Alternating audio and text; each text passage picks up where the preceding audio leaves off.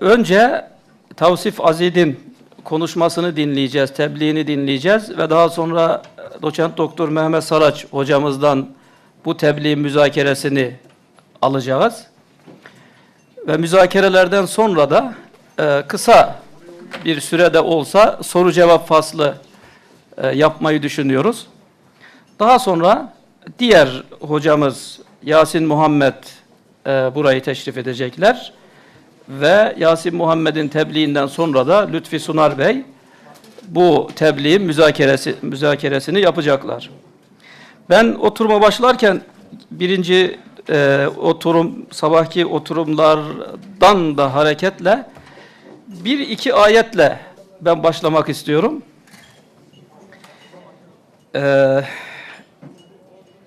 Allah Teala Kur'an-ı Kerim'de buyurur ki Bakara suresi 200-202. ayeti kerimelerde Estaizu billah ve minen nâsi men yekûlu Rabbena âtinâ fid dünya haseneten ve mâ lehu fil âhireti min halâk. Kimi insanlar Ya Rabbi bana dünyada iyilik ver, güzellik ver derler. Sadece bu şekilde bitirirler. Bütün arzuları, niyetleri budur.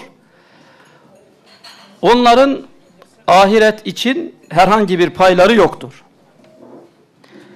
Ama kimileri de ve minhum men yekulu Rabbena atina fid dünya haseneten ve fil ahireti haseneten ve qina azabennar. Kimileri de Ya Rabbi bu dünyada da ahirette de bana güzellik ver, bana iyilik ver ve bizi azabından koru diye dua ederler. Bu düşüncede olurlar. İşte Allah Teala buyuruyor ki ulaike lehum nasibum mimma kesebu. Gerek dünyalık isteyenler, gerekse hem dünyalığı hem de ahireti isteyenler için yaptıklarının, kesp ettiklerinin karşılığı vardır. Dolayısıyla Allah Teala'nın bir sünnetullahı vardır. Bu sünnetullah'a göre çalışan, gayret eden, çabalayan, dünyalık için çalışıyorsa dünyalığını alır. Hem dünyalık hem de ahiret için çalışıyorsa hem dünyalığını hem de ahiretini alır. Bir diğer ayeti kerime ile ben sözümü bitirmek istiyorum. Nisa suresi 29. ayeti kerime. Allah Teala buyuruyor ki Ya eyyühellezine amenu la te'kulu emvalekum beynekum bil batili illa en tekune ticareten an teradim minkum.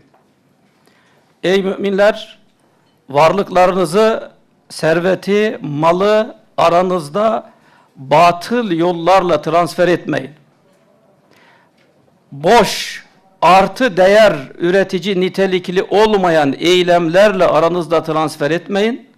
Ya varlıkların aranızda transfer edilmesine zemin oluşturacak yöntem ticaret olsun. Sadece ticaret de yetmiyor, karşılıklı rızaya dayalı ticaret olsun. Dolayısıyla bugünkü bu seminerimizin de konusu olan emek de aslında bir ticarete konu olan ürünlerden birisidir. Bu emek de boş şekilde transfer edilip, karşılıklı olarak transfer edilip, insanlar bunlardan nemalanmamalı haksız yere. Ve tabii ki en önemlisi, asıl bütün problemlerin odaklandığı nokta, emek tarafı da, işveren tarafı da birbirlerine olan varlık transferlerini karşılıklı rızaya dayalı olarak yapsınlar. İşte problem şu, emekçilerin rızasını nasıl kazanacağız? Hani konumuz açısından. Emekçiler ne kadar verirsek razı olurlar. Karşı taraftan da işverenler ne kadar alırsa razı olur. İşte bütün problemin odaklandığı nokta burası. İnşallah bu çalışmalarda ve bundan sonraki çalışmalarda bu konulara elimizin geldiği, dilimizin döndüğü oranda açıklık getirmeye çalışırız. Şimdi Bismillahirrahmanirrahim diyoruz ve ilk konuşmayı Profesör Tavsif Azid'e veriyoruz. Profesör Tavsif Azid aslen Pakistanlı. Pakistan'da lisans eğitimini almışlar. Fakat maşallah Pakistan ve dünyanın hemen hemen birçok ülkesinde alanında hocalık yapmışlar. Birçok bilimsel çalışmalara katılmışlar. Hali hazırda Suudi Arabistan'da Medine-i Münevvere'de Tayyibe Üniversitesi'nde hocalık yapıyorlar. Buyurun. Bismillahirrahmanirrahim. First of all, I would like to pay my gratitude to the organizers for selection of this topic, labor economics in Islam, and also I am thankful for them for this their invitation. I'm also feeling honored that I am the first one in this modern Islamic economics who reviewed the literature of labor in Islam. That paper was published in 2005, and most of the presenter here, they have given the reference of that paper. That paper became as the source of reference for the labor in Islamic economics. So I'm feeling honored, really. I did a lot of work on labor in Islam. Some of my papers, I prepared for them for the Islamic encyclopedia, but due to certain reasons that was not published. And this paper is a part of that. So I have written 5 papers for the Encyclopedia of Islamic Economics. And now I am writing a book on Islamic labor market, labor economics in an Islamic setting, which is sponsored by the Islamic Development Bank. So I will not discuss too much on Quranic and the guideline which is provided by the Quran and the Sunnah, because that I have mentioned in a number of my papers. But here I will try to discuss some of jurisprudence, what they have been said about labor market in Islamic economics. There's a problem. I don't know what is the problem now in computer and also in the USB. So I have to always delete these things. So the title is the labor market and Islamic setting, review and prospects. As brother told me that I am in the Taba University. No, I moved from Taba University to Qasim University. So that is again in Saudi Arabia. So there are some questions and there are some thoughts which always I have in the Islamic economics, that is even labor or the commodity or the goods or the money market. Whatever the market we have these type of questions. The first thing is whenever we are talking about we are discussing about the human being. Is human being is just like a commodity as we have in the conventional system? Human being, when we are discussing the demand of labor, the supply of labor, and the wages of labor, and we are saying these are the basically as a commodity and the price of labor. So the question is arising: is human being is the same as a commodity or not? Is we are living in the world where human being is considering insan, man is considering just like a commodity? No. We will discuss about this question is yes or no. Then the second thing is when we are living in this world, and we are talking about again discussing about the human being, then we have to consider about it. This human being is created by Allah subhanahu wa ta'ala, and what is the objective behind it? Why Allah created human being? Why Allah created us?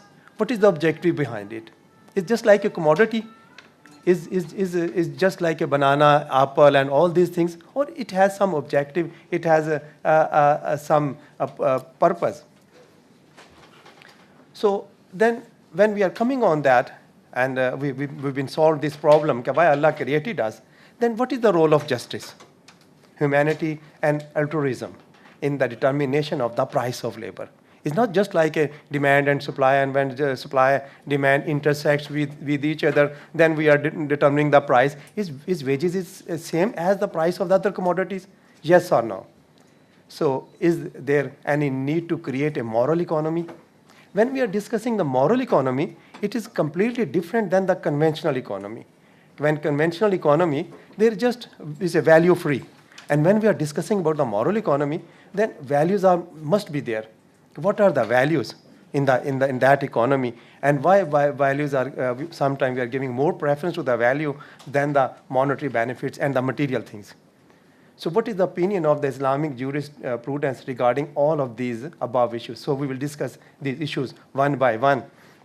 And maybe I haven't too much time to discuss all these things, but these are, I have explained in my paper, which is in the proceedings.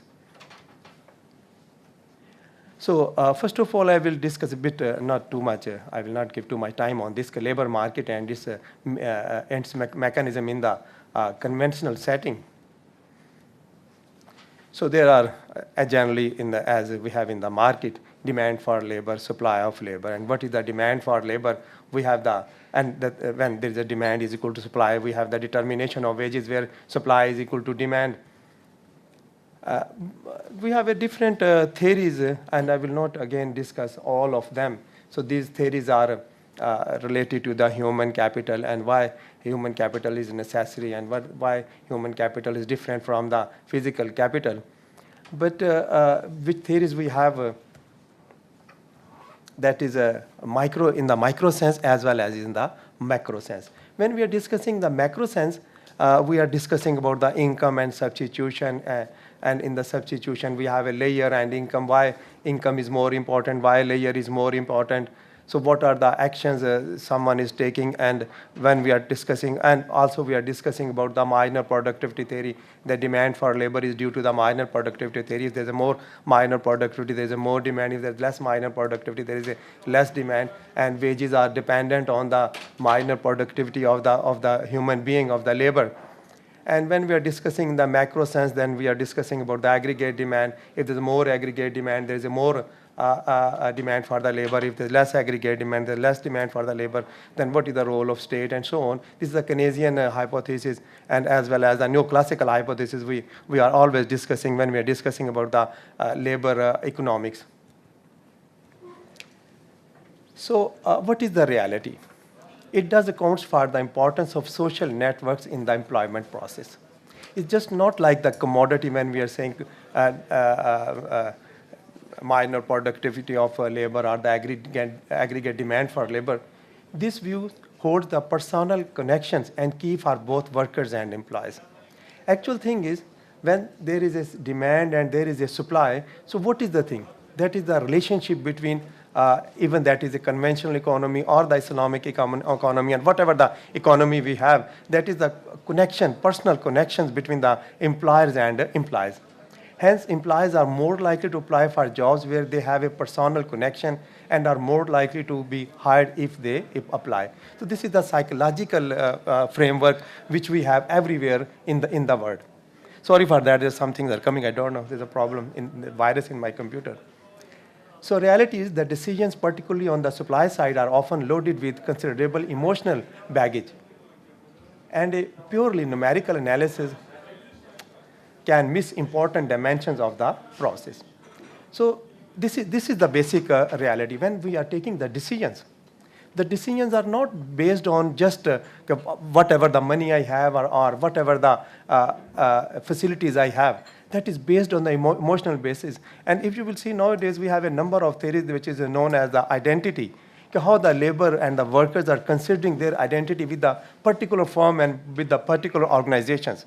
How that firm, how the employers, how the owners of the firm, they are behaving with the workers, and how much identity they are observing. For example, if that firm is very good and that firm is working for the welfare of the society, even that firm is offering not good salary to the workers. So workers are feeling to some extent an honor that they are working in that firm or organization which is working for the welfare of the society.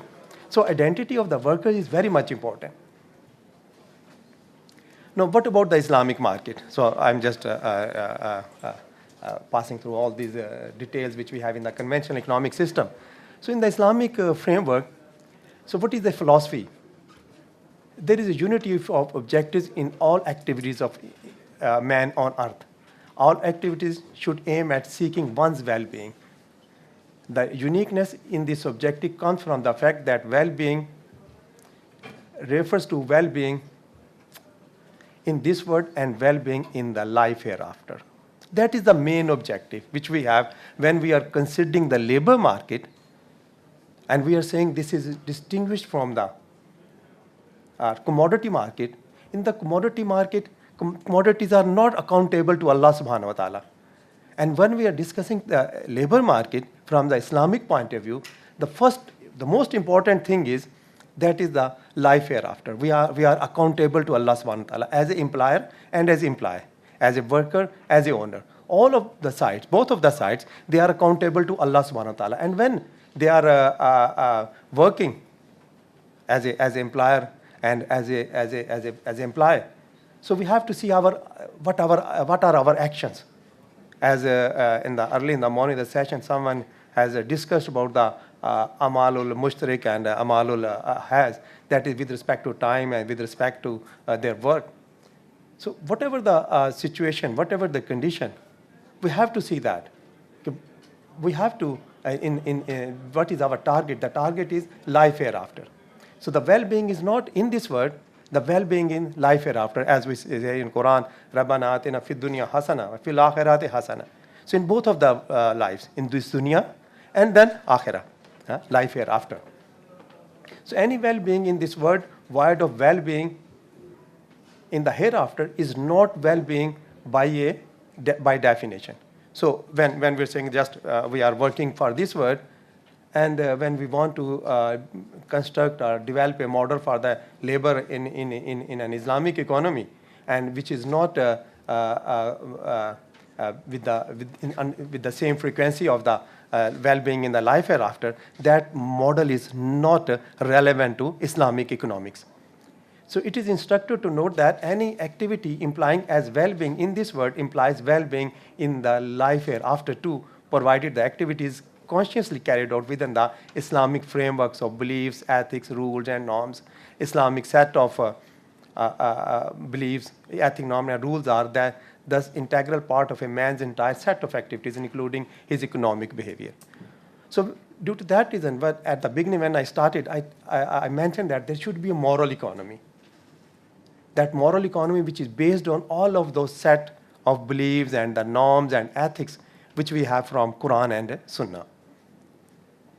How that employer will behave with the employee. Is the environment of brotherhood is prevailing or not? Is honesty from the both of sides is there? Either we are looking after the issues and the problems of our brothers or not. If I'm as an employee, I'm working with the employer, and due to certain reasons there is a problem in the organization, can I am considering that or not? Or if I'm as an employer and there's a problem with my employee, so I'm considering his own problems.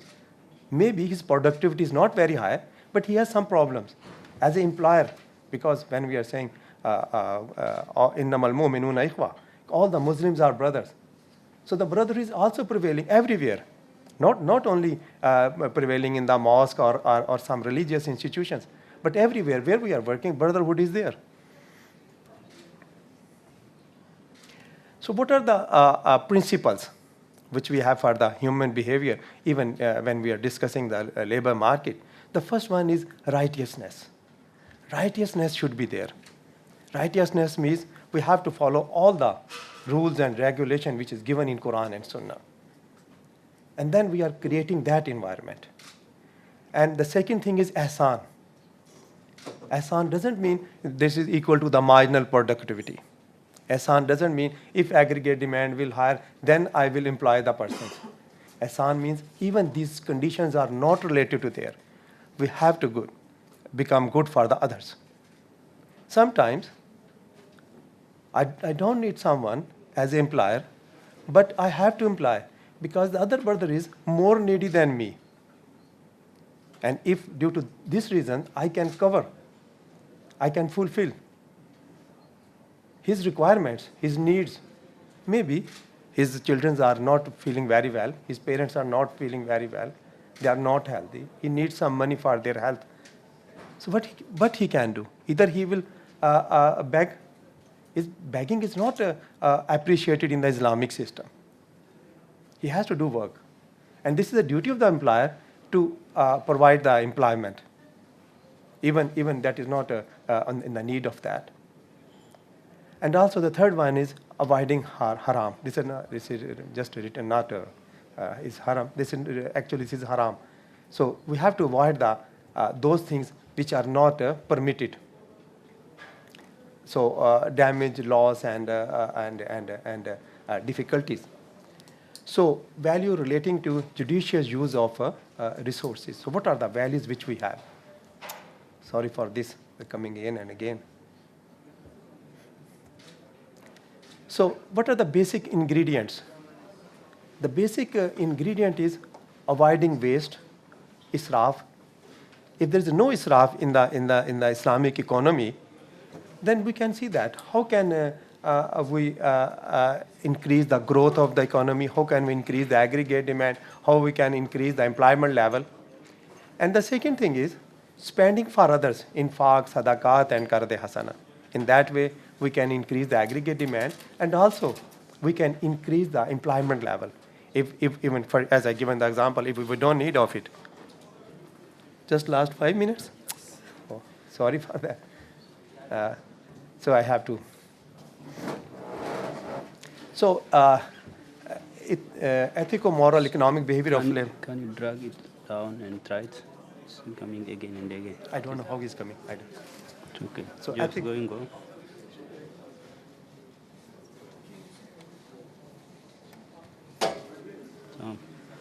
So every economic agent in the market should have the knowledge about the objective of Sharia. Islamic market is not so much mechanized and not value free. This is a basic ingredient which we have for this labor market.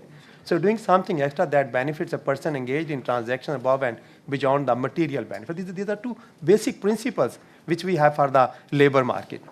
Okay, we have to follow the Sharia. So what is the maqsad of Sharia, objective of Sharia? And always we are not doing for the material benefits. So actually, as I explained before that, we have a short of time, so there is a rewards in the life hereafter. So when we are, it depends upon our intention, innamal a'malu binniyat, what is our intention. So we have to do that, and we have to refrain from haram, prohibited activities, and are to remember at all times that is accountable before Allah for all of our, and this is from Al-Ghazali. So when people live in a society and the desires of different things develop, there tends to be a struggle in acquiring the fulfillment of those desires. There is a competition, but a balance can be maintained through the exercise of authority and maintenance of justice. So when we are saying there is a competition and there is the values of the price of labor will be determined by those competition, the interaction of demand and supply. This is not the objective of Islamic labor market. So we have to the exercise of authority and maintenance of justice. This is Al-Ghazali. He said about this that whenever there is a determination of wages that is based on the justice and based on the fairness. So the efficiency in the market is based on the ethics and moral values. But not just without the professionalism. Professionalism is the part of that. We have a good skill, good knowledge, and all these things. Then supply of labor. So according to the religious scholars, that achievement of self-sufficiency for one's survival, because begging is not appreciated in the Islamic system. So you have to work. And when you have to work for your survival, your supply will be increased. Provision for the well-being of one's progeny. This is again our responsibility to look after our family members, and provision for assessing those in economic need. And this is also our responsibility to help the others needy persons. Not only for our family, for myself, but I have to look after for the other needy brothers. Allah subhanahu wa ta'ala will give us the reward for this. So these are the basic ingredients for the supply of the labor. So those who ignore the hereafter by indulging themselves almost completely in mundane affairs, so they are failure. This is Al-Ghazali. And then he said, those who pursue for the hereafter at the expense of worldly life, they will be successful.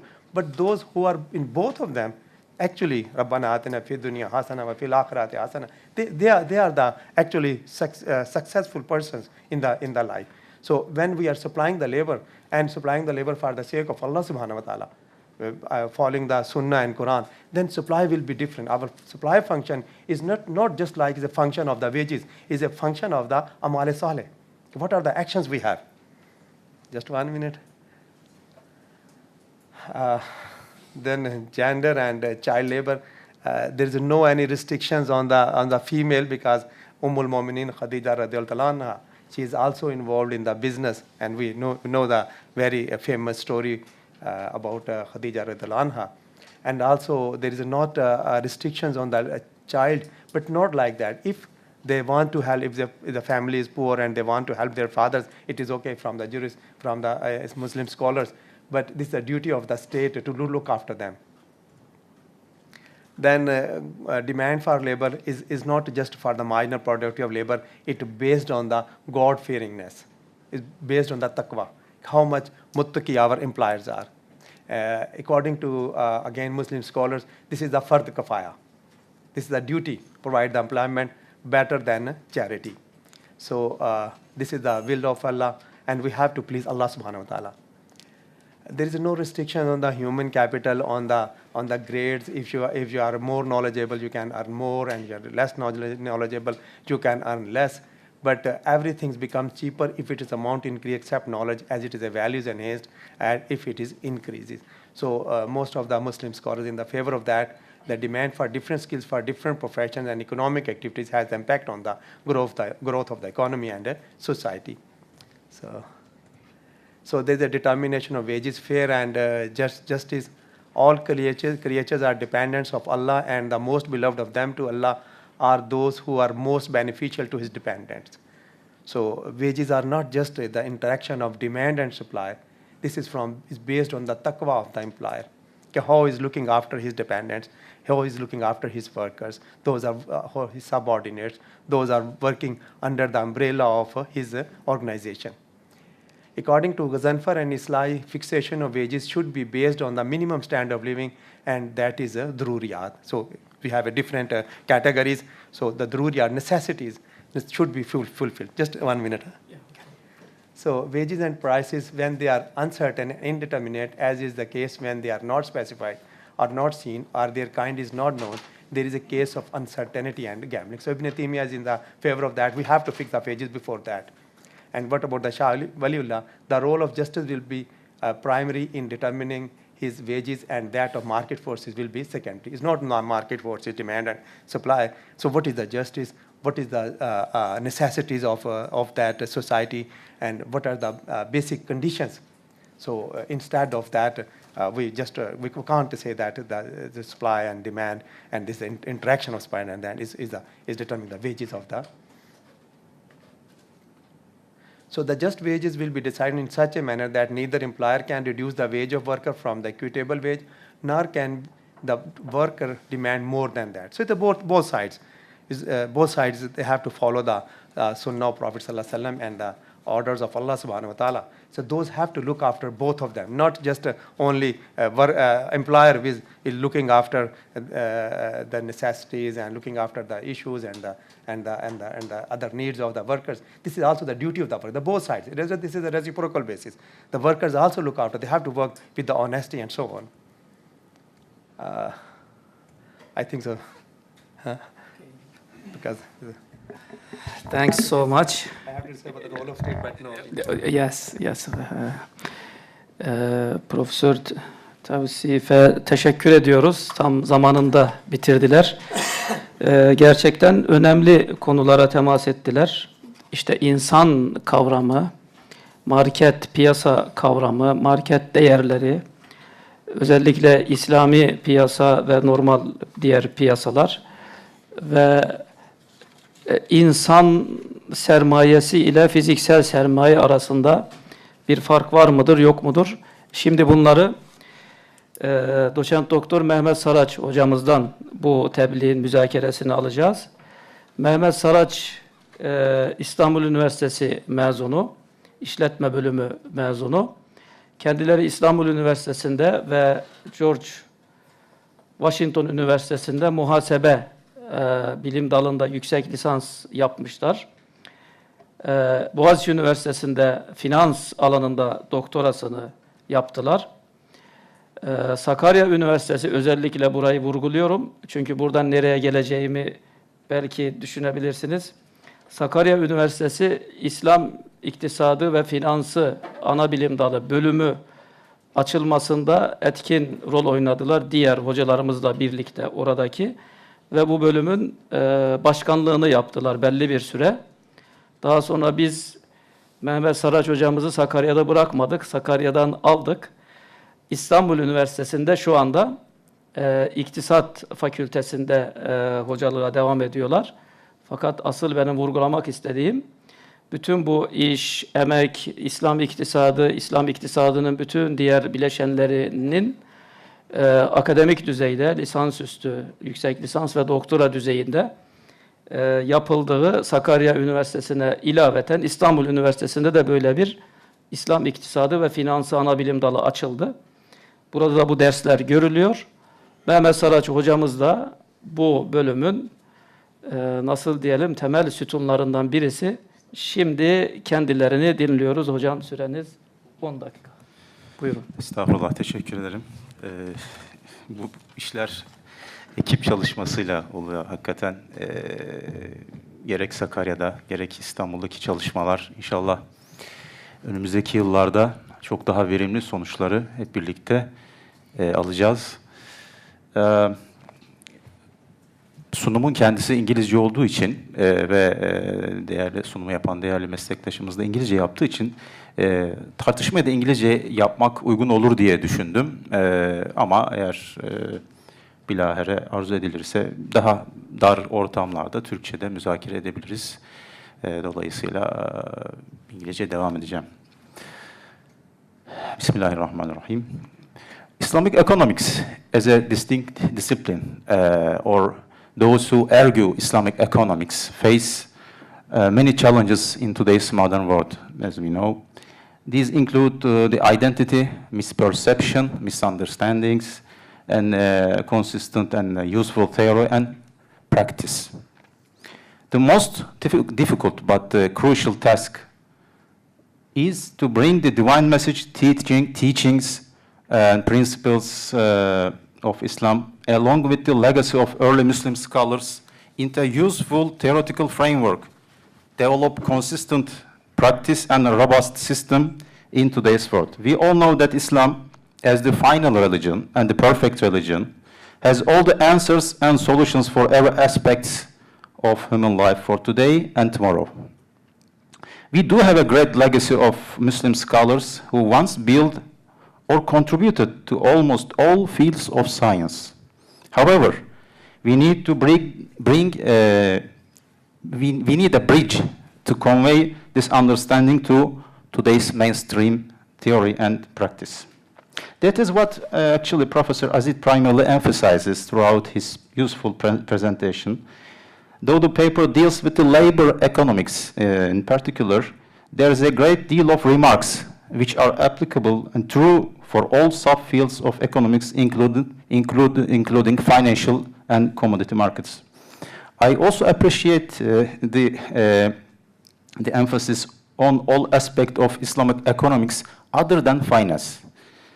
Because we know that there is unfortunately a common misperception of Islamic economics that narrows it down to Islamic finance. Most people define the Islamic economics as Islamic finance.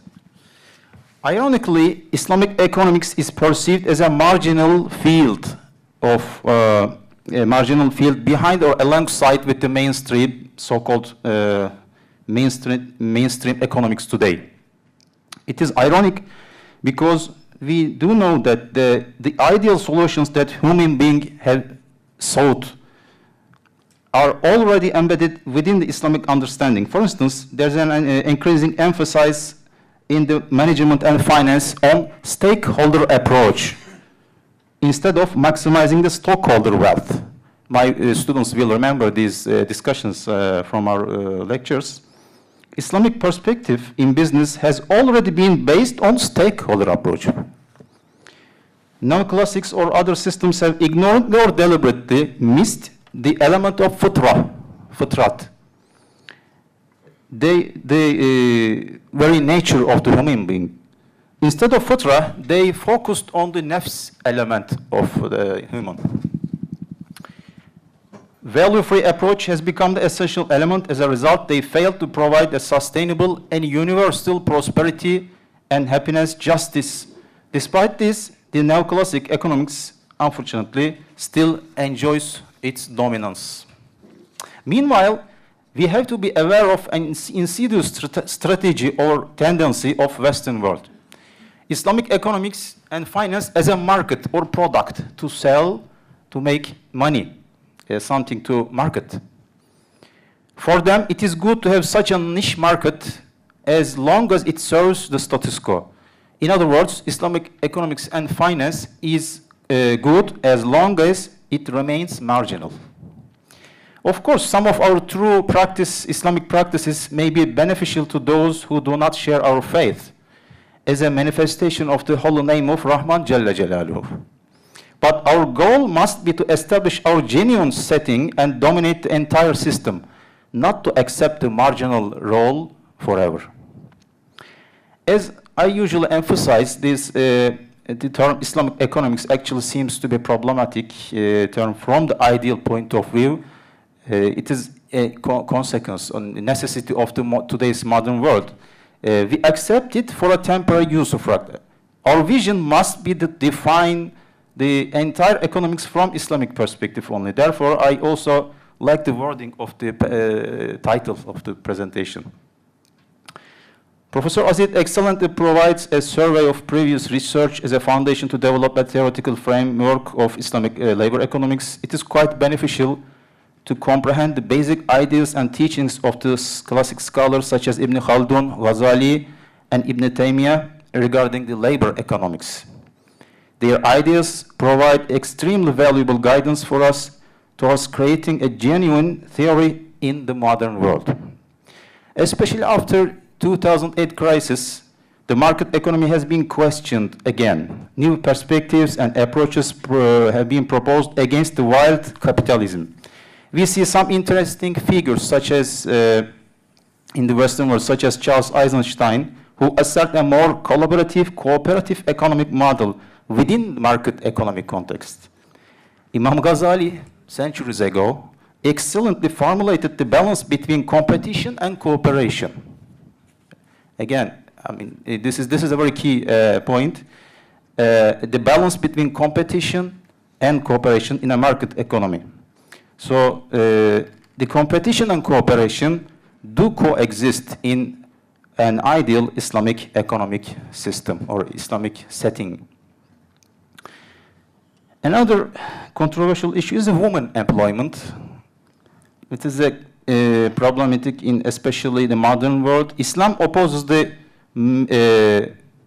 modern world's view on women employment. Modern world forces women to compete the men in all the lanes, aspects of life. It trivializes the motherhood and housewife role. It simply forces women to act against her fitra. Unfortunately, practicing Muslims also tend to follow this trend. While Islam never prohibits women to work or do her own business, it does not define women and men as identical economic units. Men and women are not competitors, but they are complementary units in this life. Women can enter into economic activities suitable to her fitra without harming her role in the family. Other two important issues are the wage and life standard. Ghazali provides useful foundation in this regard centuries before Maslow. He formulated what we call hierarchy of needs today. And again, centuries ago, before Stigler and McCall, he discussed the concept of reservation wage. He used the key terms such as kifaya, daruriyat, hajiyat, necessity. However, the problem, especially in today's modern world, is the fast-changing dynamic nature of these concepts. A luxury item today may well be the necessity next year. A robust theory and effective practice of Islamic labor economics is the primary tool to provide prosperity, just distribution of income, and well-being of the society. So be careful. This is important because it comes before the charity tools such as zakat and sadaqah. So labor economics must be the first tool to create prosperity in the society before charity. So we have to focus on a robust, creating a robust labor economic system before we're focusing on the charity activities. Unfortunately, there is a paradox with some Muslim entrepreneurs or businessmen today. They practice or they tend to practice unjust wage and labor policy, but at the same time, they give considerable charity to some so-called Islamic cause. Okay, we know this problem. They feel themselves compliant with the religious requirements. Okay, another interesting matter, the paper touches upon the inflation and unemployment. The author opposes this, the view the inflation is a man-made problem and divine rule cannot be changed according to it, so inflation should be not accepted as given. Through a more moderate approach, we can say that it is inevitable to include the inflation in our models as given and do our empirical works and find practical solutions, but we must be aware that this is our not ideal solution, so we should keep working on achieve our ideal setting. Okay, again, I think this is a very good contribution and guidance for the prospective studies in this field. However, I would like to recommend a more formal, systematic way of comparison between conventional and Islamic views. For example, this may be through a table. It would be a suitable, useful tool. Finally, a quick clarification may be needed with regard to author's view on the process of building the theory of Islamic economics. In summary section, the second sentence reads, in an Islamic framework, the main epistemological source and methodology is based on Islamic injunctions instead of economic rationale. Okay? In section 3, a citation from Hassan 2005 reads, we can use the concepts of conventional economics as analytical tools and discard their philosophical. Actually, again, economic rationale is there a marginal productivity is there or not? There is a need of aggregate demand or not? Or you are getting some benefits or not?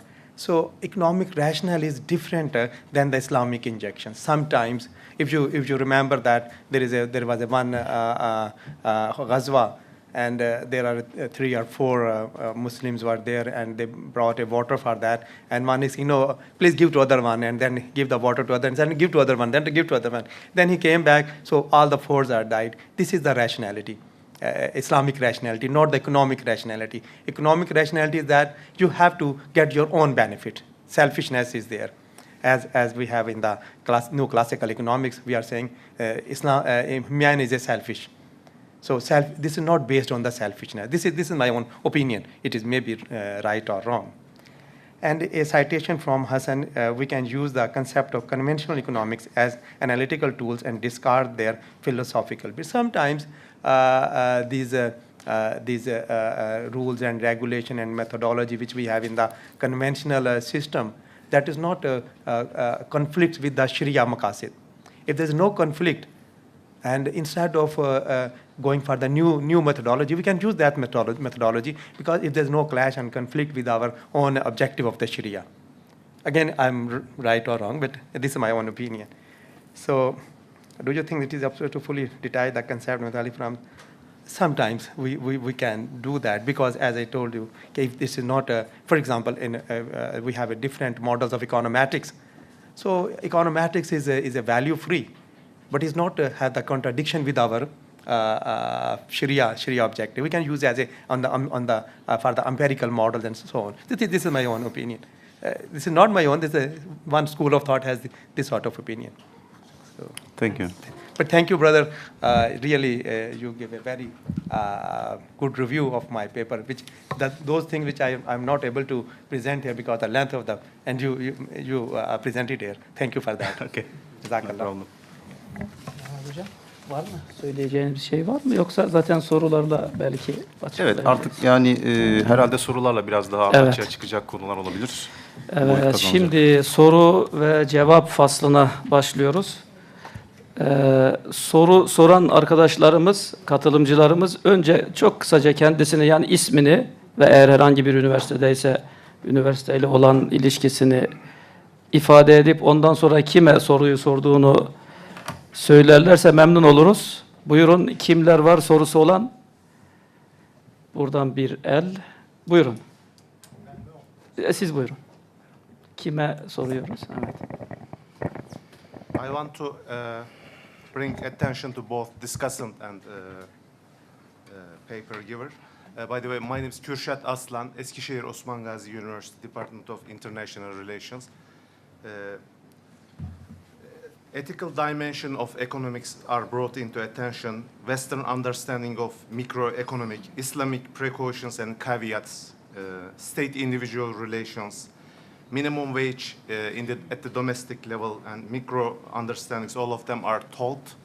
But I'm wondering, how should we design economy thinking about at the third level, international economics level, taking into consideration scale economies at global level, competing with giant companies, Chinese companies, Indian companies. And we know Islam allows some extraordinary measures in case of war or unconventional cases. So what are the comments about this international dimension of economics? Thank you. Yes. Go ahead. In my opinion, as I explained in the beginning, we have to create the moral economy, moral society. And when we have a moral economy and moral society, and we are following, again, moral in terms of from the Islamic point of view, then we are following the Quran and Sunnah. And the one thing is, which we have, that is there's a one hand is there, which is not seen by anyone. So hidden hand is there. So the barakah from blessing from Allah subhanahu wa ta'ala is there. So and we have the experience in the time of Prophet sallallahu alaihi wasallam and the time of Khulafai Rashidin. Just if you will still when I was working in Medina, I was really very astonished. This Medina at this time, you cannot govern the whole world from this Medina. Now we have all of the facilities, but at that time when there was not any facility, and Allah subhanahu wa ta'ala has given the model of leadership, and then the companion prophets, and what they did. Just now I was visiting Sabat and Zam University, the rector of Brother Muhammad, and I was passing through the Sultan Ayub, his dome, and I was astonished that look at these companion prophets from where they have been started. This is international, and then someone told me, in the China there are some graves of companion of Prophet sallallahu alaihi wasallam. So our international framework, that macro framework which we have from the no classical, all the Keynesian point of view, that is completely different.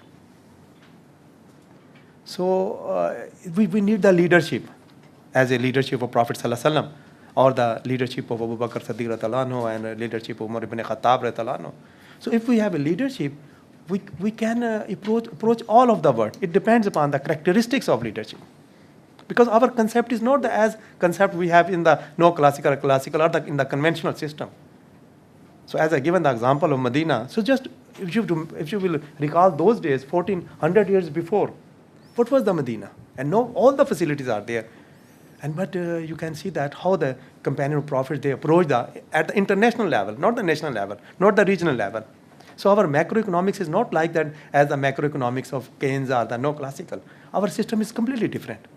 And as a teacher of international relations, you can imagine better than me, inshallah. If you mean that the international setting forces us to forgive or deviate from the Islamic moral economics understanding is not true. I mean, I don't see any problem with the international context. So maybe in international competition, it is more useful to apply or adopt the Islamic moral economics approach. Evet. Bir soru oradan vardı.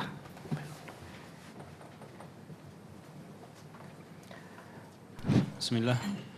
My name is Abdulkadir. I'm from Ethiopia, but studying at Yıldız Technical University, PhD in economics.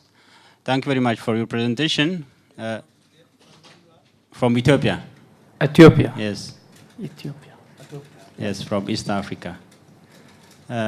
My question is a little bit practical. As you know, in modern economics, the major objective of a firm is profit maximization. So if you want to maximize your profit, you have to utilize your resource, mainly the human resource. So my question is, where is the balance of effectiveness and productivity in the process of profit maximization and the concept of labor market in Islamic economics? Because if you want to be effective in production, we need to use effectively, the resource, the human resource, the labor. So if we fail to use the labor, we will not be effective in maximizing our profit. The concept is different. When we say profit maximization, always we are thinking in terms of conventional economics. In the Islamic economics, profit maximization is not related to this word. We have the life hereafter. Then when you will construct your utility function, utility is a function of not only the actions which we are taking from this word. The reward in this word and reward life hereafter. So this is your, and similarly, when you have your profit maximization function, is not just what you are earning here, what you are earning after this life. And the second thing is, when we are talking about the efficiency, when our workers, they have the identity with the employer, with our organization, and when they are working with the honesty, and shaking of work is not there, you can see how the efficiency will increase.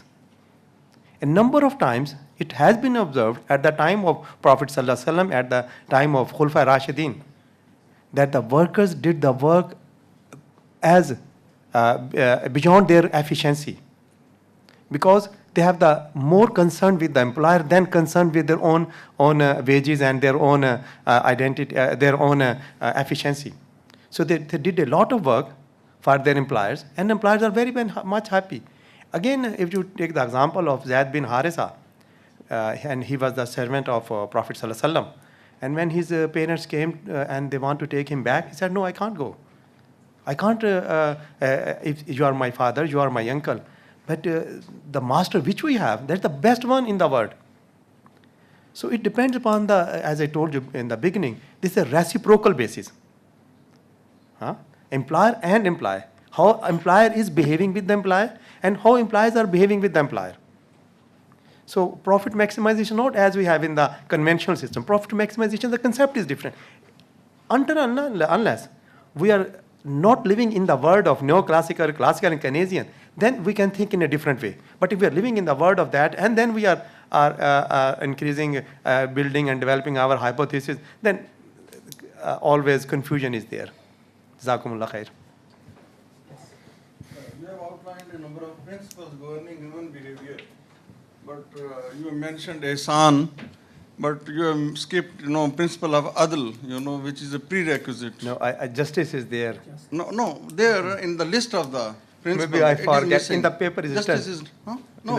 In the paper maybe. Ihsan is there. Principle of adl is missing in that list of principles. So I'm just trying. Just it's okay. Yeah. Inshallah. Evet, başka? Buyurun. Evet, Ahmet Yükleyen, Uluslararası İlişkiler Bölümü Ticaret Üniversitesi'nde.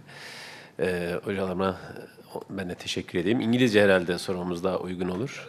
Kime soruyoruz? Profesör Aziz'e soracağım. Ustad Azid, I thank you very much again for both presentations. Ustad, in your presentation at some point you mentioned a reference from an Islamic perspective regarding child labor, if I may say so. My question is, often, of course, the general perspective is very useful to know, as you just reminded of us regarding your answer to the last question. But as we become more practical issues, then it becomes a little bit more challenging, at least for me. So that's my question for you. In a setting where the parents may need the labor of their child, which is not overburdening them. Yes, not overburdening.